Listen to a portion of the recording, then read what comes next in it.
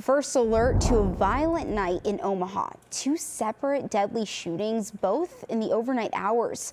First Alert 6's Brenna Kiefner has been working both stories all day and sat down with a local organization on the front lines of stopping this violence. Brenna, what did you learn? Zena, summer is here, and with it comes a spike in violence that organizations like U-Turn have been preparing for all year. And tonight, that work feels more urgent than ever after a deadly night left two Omaha families devastated. Now, this all started just after 1 in the morning near 48th and Nicholas Street. Officers there found two victims. One person died at the scene, and then Omaha fire medics rushed the second to Nebraska Medical Center. Police told us on scene one person was taken to the hospital in critical condition. We haven't received an update yet on how they are doing. Then just after 1:30, a man came home to find both of his parents shot dead inside of their home near 85th and Izzard Street. Officers confirmed two people were killed. Both investigations are active tonight.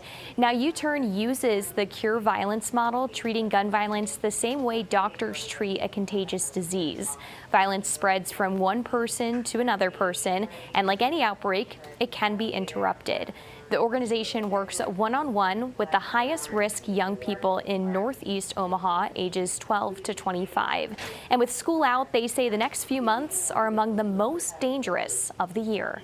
Every child in this city deserves to be able to play in their front yard without worrying about violence being part of something they have to be concerned about. And every person should be able to drive wherever they want to, whether it be, violence happens all over this city. So whether it be in West Omaha, East, South, wherever it's happening at, everybody deserves to be able to drive and be where they want to be without being worried about whether a violent incident is going to take place. U-Turn says their message this summer is simple. Conflict doesn't have to end in violence, and no neighborhood in this city is off limits from that goal. Meanwhile, Omaha police are asking anyone with information on either of those shootings to come forward. We have information on how to do that on firstalert6.com. Both of those cases do remain active, and investigators are still working to piece together what happened overnight. Live in the newsroom, Brenna Kiefner, First Alert 6. Thanks for those insights, Brenna.